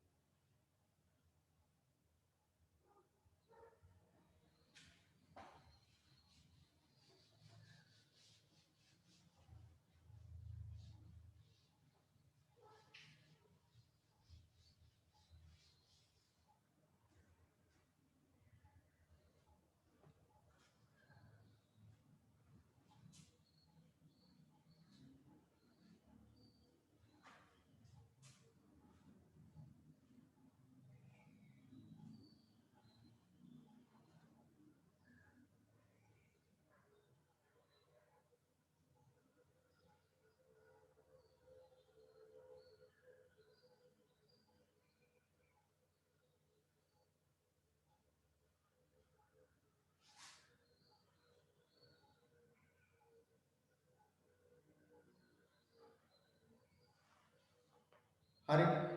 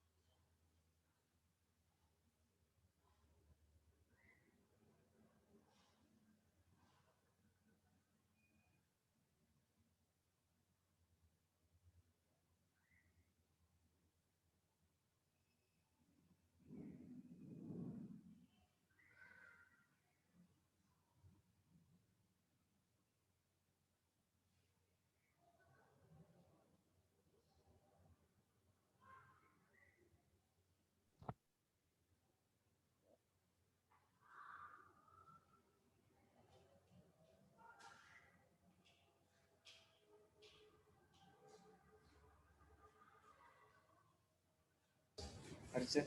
හරි. දැන් බලමු අපි දැන් මෞලය හරියටම අර්ථ දක්වන්න ඕන. මෞලය අර්ථ දක්වන්න අපි ගන්නේ කාබන් 12 සමස්ථානික පරමාණුවක් තමයි අපි ගන්නෙ. මේ බලන්න. මම ඉස්සර වෙන උදාහරණයක් ගන්නකො. මේ බලන්න. මෙන්න මේ තියෙන්නේ කැන්සල් පෙට්ටියක්. මේ තියෙන්නේ පැන්සල් පෙට්ටියක්. මේ පැන්සල් පෙට්ටියේ තියෙනවා පැන්සල් 12ක්. මේ පැන්සල් පෙට්ටියේ තියෙනවා පැන්සල් 12ක්. මම මෙන්න මේක කියනවා. මේ පැන්සල් පෙට්ටියේ තියෙන පැන්සල් ගානට සමානයි. මේ පැන්සල් පෙට්ටියේ තියෙන පැන්සල් ගානට සමානව පෑන් හරි පොත් හරි පුටු හරි බල්ලෝ හරි හාවෝ හරි ගත්තොත් ඒකට මම කියනවා දුසිමක් කියලා. ආයිතාරට මේ පැන්සල් පෙට්ටියේ තියෙනවා දරුවනේ පැන්සල් 12ක්. මම කියන මෙන්න මෙහෙම. මේ පැන්සල් පෙට්ටියේ තියෙන පැන්සල් ගානට සමානව පොත් හරි පෑන් හරි රෙදි හරි කුටු හරි මොනවා හරි ගත්තොත් ඒකට කියනවා දුසිමක් කියලා. තේරුණාද නැද්ද? තේරුණා සර්. හරි. කවුද දාලා ඉන්නවා පෙන්නමානෙන් එහා දකින්න කියලා නමක් දාගෙන ඉන්නවා. නම මොකද්ද? පෙන්නමානෙන් එහා දකින්නද? රයිට්. මේ බලන්න. කමක් නැහැ. හරි අහගන්න. අන්න ඒ විදිහට තමයි මෞලයේ අර්ථ දක්වන්නේ. මෞලයේ අර්ථ දක්වන්නේ අන්නේ ක්‍රමයට. මේ බලන්න. අපි ගන්නවා කාබන් 12 සමස්ථානික පරමාණු. කාබන් 12 සමස්ථානික පරමාණුවේ හරියටම ග්‍රෑම් 12ක් ගන්නවා. මතක් කරගන්න. කාබන් වල සාපේක්ෂ පරමාණු ස්කන්ධ කීයද දරුවනේ? 12යි. 12යි. එහෙනම් මම ගන්නවා කාබන් ග්‍රෑම් 12ක්. ඒ කියන්නේ කාබන් වල සාපේක්ෂ පරමාණු ස්කන්ධයට සමාන ග්‍රෑම් ගණනක් ගන්නවා. ඒ ගත්තාම ඒකේ පරමාණු කීයක් තියෙනවද? දැන් මෙච්චර කතා කරේ. කාබන් වල සාපේක්ෂ පරමාණු ස්කන්ධයට සමාන ග්‍රෑම් ගණනක් ගත්තම ඒ ග්‍රෑම් 12 ඇතුලේ පරමාණු කීයක් තියෙනවද? අවගාඩ්‍රෝ සංඛ්‍යාව. ඔව් අවගාඩ්‍රෝ සංඛ්‍යාවක් නේ. තේරුණාද? එතකොට කාබන් සමස්ථානික පරමාණුවේ හරියටම ග්‍රෑම් 12. ඒ කියන්නේ කාබන් වල සාපේක්ෂ පරමාණු ස්කන්ධයට සමාන ග්‍රෑම් ගණනක් අරගත්තම ඒකේ තියෙන පරමාණු සංඛ්‍යාවට, ඒ කියන්නේ පරමාණු කීයද? අවගාඩ්‍රෝ සංඛ්‍යාව. පරමාණු සංඛ්‍යාවට සමානව යම් පදාර්ථ ප්‍රමාණයක් අරගත්තොත්, ඒ කියන්නේ මේ පරමාණු ප්‍රමාණයට සමානව අණු හරි අයන හරි පරමාණු හරි ගත්තොත් එම ඒකට අපි කියනවා මෞලයක් කියලා. පැන්සල් පෙට්ටියේ තියෙන පැන්සල් ගානට සමානව පෑන් හරි ගවුම් හරි පුටු හරි බල්ලෝ හරි ගත්තොත් දුසිමක් කියලා කියනවා. කාබන් 12 සමස්ථානික පරමාණුවේ ස්කන්ධයට සමාන ග්‍රෑම් ගානක්. ඒ කියන්නේ ග්‍රෑම් 12ක් ගත්තම ග්‍රෑම් 12ක් ගත්තම ඒකේ පරමාණු තියෙන අවගාඩ්‍රෝ ගානක්. ඒ ග්‍රෑම් 12 ඇතුලේ තියෙන පරමාණු ගානට සමානයි. ඒ කියන්නේ පරමාණු අවගාඩ්‍රෝ සංඛ්‍යාවට සමානව වෙනත් පරමාණු වෙනත් අණු අයන අරගත්තොත් ඒවට අපි කියනවා මෞලයක් කියලා. තේරුන්නේ නැද්ද? ඒ කියන්නේ මෙන්න මෙච්චර පරමාණු ගාන, මෙන්න මෙච්චර අණු ගාන, මෙන්න මෙච්චර අයන ගානකට අපි කියන වචනේ තමයි මොකද්ද? මෞලය. ඒතර පරමාණු මෙච්චරක් තිබුණොත් අපි කියනවා පරමාණු මෞලයක්. අණු මෙච්චරක් තිබුණොත් අපි කියනවා අණු මෞලයක්. තේරුන්නේ නැද්ද පුතා? තේරුණා සර්. ලියන්න බලන්න 21 ප්‍රශ්නේ උත්තරේ හරිද කියලා. කාබන් 12 සමස්ථානිකයේ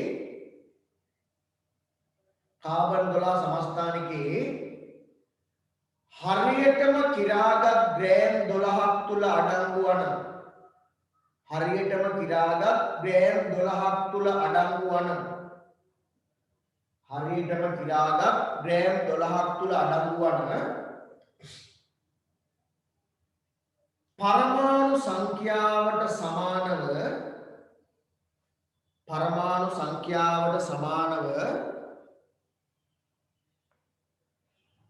පරමාණු සංඛ්‍යාවට සමානව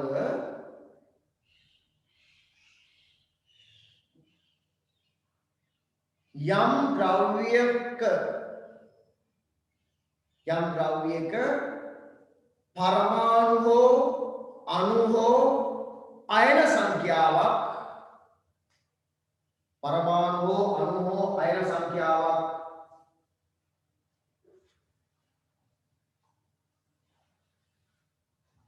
අඩංගු පදාර්ථ ප්‍රමාණය අඩංගු පදාර්ථ ප්‍රමාණය අඩංගු පදාර්ථ ප්‍රමාණය මෞලයක් ලෙස හඳුන්වයි අඩංගු පදාර්ථ ප්‍රමාණය මෞලයක් ලෙස හඳුන්වයි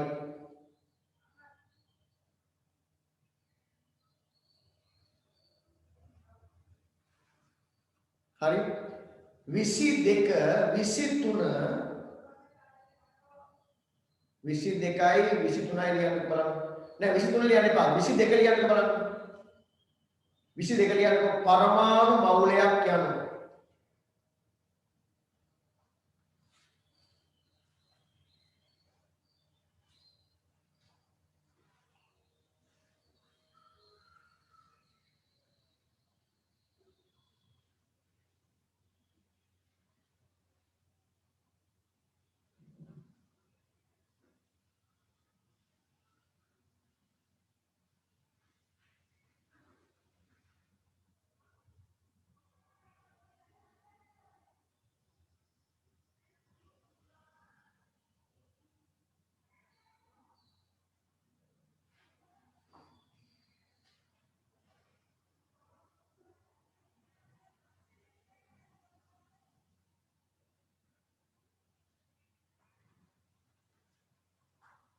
හරි මෙන්න මෙච්චර දරුවනේ පරමාණු බහුලයක් කියන්නේ පරමාණු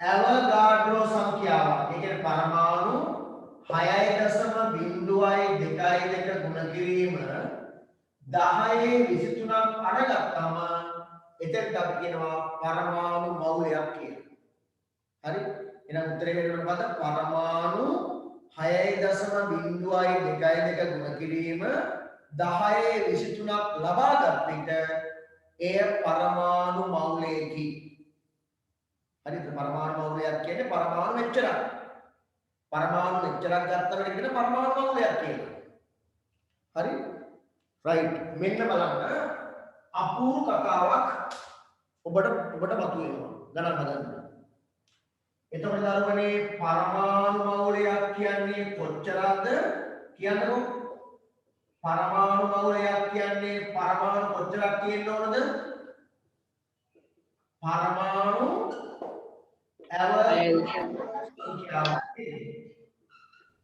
ඇවෝගාඩ්‍රෝ සංඛ්‍යාවක් තිබුණොත් එතනට කියනවා පරමාණු මෞලයක් කියලා හරිනේ එහෙනම් මෙච්චර පරමාණු ගාණක් තියෙන්නේ දාට හොයාගත්තා මෙච්චර පරමාණු ගාණක් තියෙන්නේ ඒ මූලද්‍රව්‍යයේ කොච්චර ස්කන්ධයකද සාපේක්ෂ පරමාණු ස්කන්ධයට සමාන ග්‍රෑම් ගණන මෙච්චර පරමාණු ගාණක් තියෙන්නේ මූලද්‍රව්‍යයේ very good මූලද්‍රව්‍යයේ සාපේක්ෂ පරමාණුක ස්කන්ධයට සමාන ග්‍රෑම් ගණනක් තුල සමාන ග්‍රෑම් ගණන මෙන්න බලන්න අපූ සම්බන්ධයක් කියන හැටි. ඒතර පරමාණු මෞලයක් කියන්නේ පරමාණු අවගාඩ්‍රෝ සංඛ්‍යාවක්.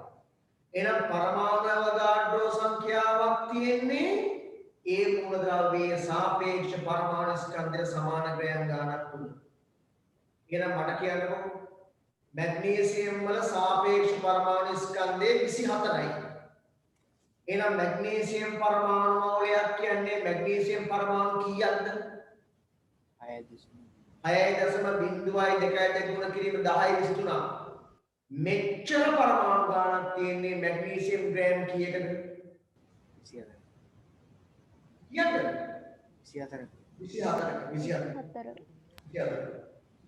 කැල්සියම් වල සාපේක්ෂ පරමාණු ස්කන්ධය 40යි. එහෙනම් කැල්සියම් පරමාණු මෞලයක් කියන්නේ කැල්සියම් පරමාණු කීයක්ද? 6.0.22 වැඩි කිරීම 10යි. එච්චර පරමාණු ගාණක් තියෙන්නේ කැල්සියම් ග්‍රෑම් කීයකද? 40. ග්‍රෑම් 40. right 22 වෙනි ප්‍රශ්නේ නෑ 23 වෙනි ප්‍රශ්නය පරමාණු මවුලය සාපේක්ෂ පරමාණු ස්කන්ධය හා ඇවෝගාඩ්‍රෝ නියතිය අතර සම්බන්ධතාවය ලියන්න. මෙන්න සම්බන්ධතාවය. පරමාණු මවුලය සමානයි පරමාණු ඇවෝගාඩ්‍රෝ සංඛ්‍යාවක් පරමාණු ඇවෝගාඩ්‍රෝ සංඛ්‍යාවක් සමානයි ඒ මූලද්‍රව්‍යයේ සාපේක්ෂ පරමාණු ස්කන්ධයට සමාන ග්‍රෑම් ගන්න.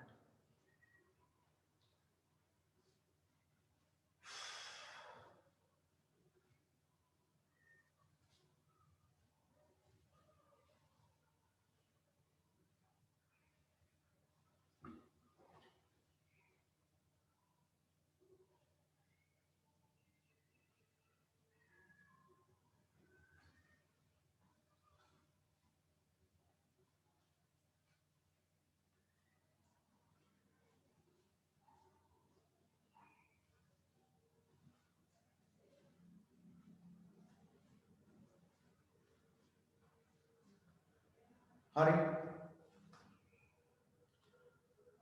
ඊළඟ ගාන බලන්න 24 වෙනි ගාන 24 මැග්නීසියම් ග්‍රෑම් 24ක ඇති පරමාණු ගණන කොපමණද?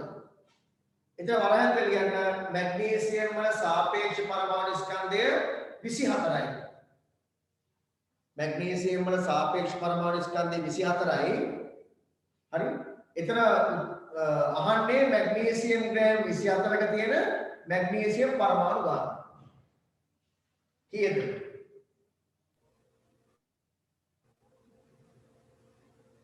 6.02 මැග්නීසියම් වල සාපේක්ෂ පරමාණු ස්කන්ධය 24යි නම් ඒ කියන්නේ මැග්නීසියම් ග්‍රෑම් 24ක් නේ. එහෙනම් මැග්නීසියම් ග්‍රෑම් 24ක් ඇතුලේ මැග්නීසියම් පරමාණු තියෙනවා ඇවෝගාඩ්‍රෝ සංඛ්‍යාව 6.02 ගුණ කිරීම 1023. හරි. ඊළඟට 25 බලන්න.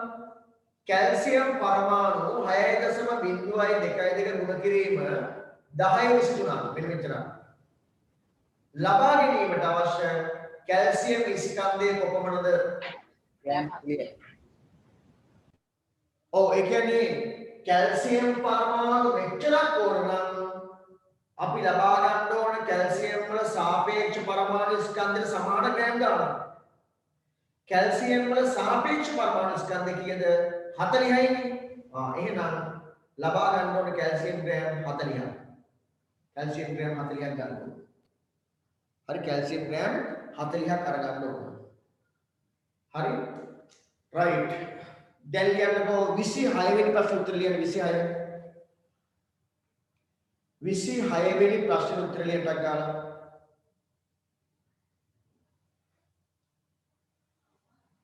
26 අපේ ලබන සතියේ මේ නිබන්ධනය ඉවරයි. මොකක්ද උදේ පටන් ගන්න පාඩම? පේපර් ක්ලාස් එක. සර් ජීව විද්‍යාව පාඩම පටන් ගමු.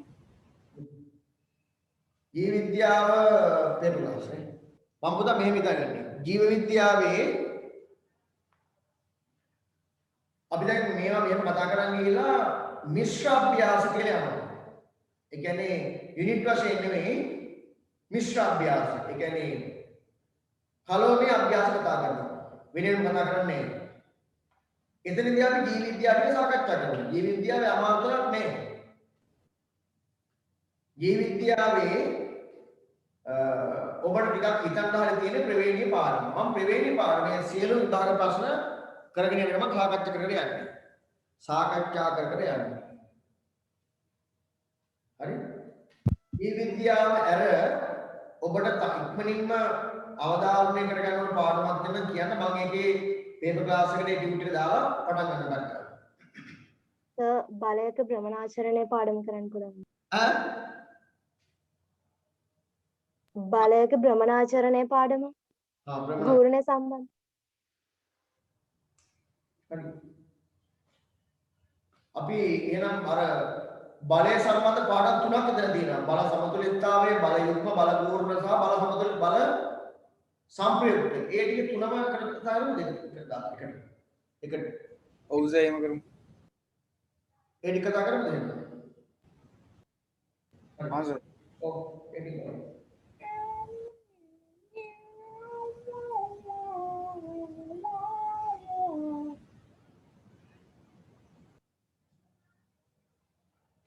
හරි. එහෙනම් දැන් මම කියන්නකෝ අණු මවුලයක් කියන්නේ මොකක්ද? අණු මවුලයක් කියන්නේ අණු ඇවෝගාඩ්‍රෝ සංඛ්‍යාව. හරි. අණු මවුලයක් කියන්නේ අණු 6.02.2 ගුණ කිරීම 1023ක් අරගත්තොත් ඒකට අපි කියනවා අණු මවුලයක් කියලා. හරි. ලියන්න. අණු මවුලයක් කියනු අණු 6.02.2 ගුණ කිරීම 1023කට අපි කියනවා අණු මවුලයක් කියලා. අණු මවුලයක්. අණු මවුලයක්. හරි අණු මවුලයක්. හරි අණු මවුලයක් කියන්නේ අණු 6.02.2 ගුණ කිරීම 1023ක් අපි කියනවා අණු මවුලයක් කියලා. දැන් මට කියන්න අණු මෙච්චරක් තියෙන්නේ ඒ අණුවේ කොච්චර ස්කන්ධයක් තුලද?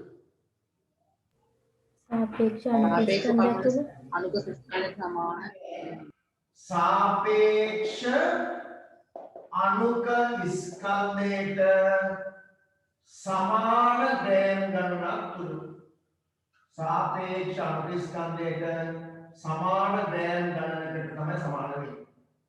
එහෙනම් මට කියන්න පුළුවන් නේද අණු මවුලය සමානයි අණු ඇවෝගාඩ්‍රෝ සංඛ්‍යාවක්. අණු ඇවෝගාඩ්‍රෝ සංඛ්‍යාවක් කියන්නේ ඒ අණුවේ සාපේක්ෂ අණු ස්කන්ධයට සමාන ග්‍රෑම් ගණනක් තුල. මෙන්න අණු මවුලය සාපේක්ෂ අණු ස්කන්ධය හා ඇවෝගාඩ්‍රෝ නියතිය අතර සම්බන්ධතාවය. කියන්න 27 වෙනි ප්‍රශ්නේ උත්තරේ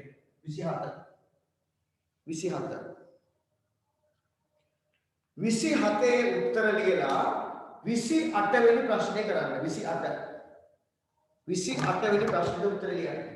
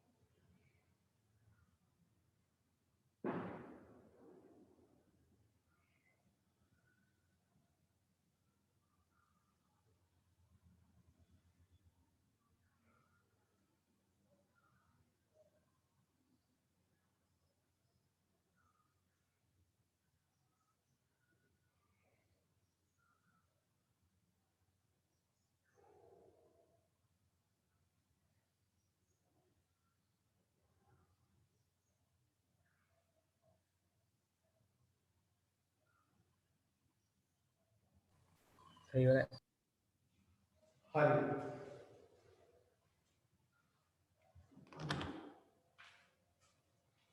මේ බලන්න. හරි. ඒකේ තියෙන්නේ මොකද්ද? ජල අණු මවුලයක්.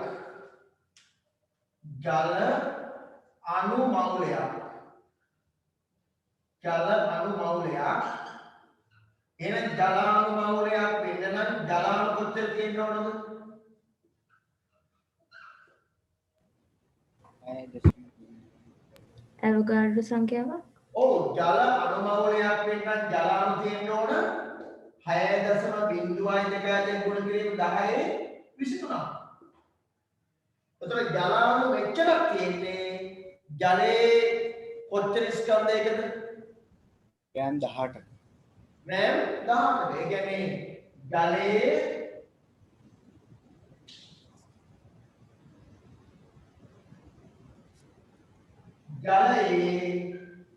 सापेक्ष अणुक स्कंदे यानी ग्राम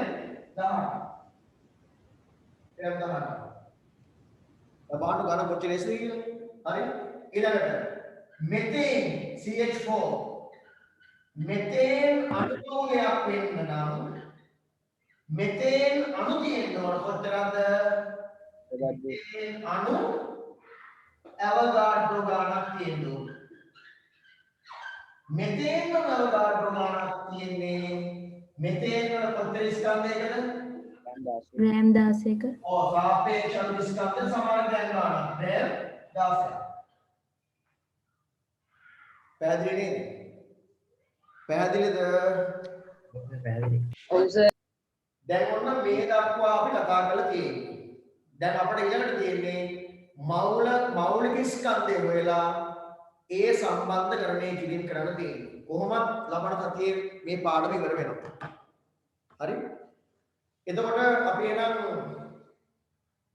ලබන සතියේ මේ පාඩම ඉවර වුණාම ඊළඟට පටන් ගමු බල සමතුලිතතාවයේ බල පද්ධති භ්‍රමණය භ්‍රමණාචරණය සහ බල යුගම කතා කරනවා ඒක හොඳයි මේ පාඩම් තුනම එකට දාලා එක ඩියුට් එකකින් කතා කරනවා එක ඩියුට් එකක් දාලා කතා කරනවා ඒක හොඳයි හරි රයිට් එහෙනම් අදට අපි මේ පාඩම මෙතනින් સમાપ્ત කරනවා හරි නේද එතකොට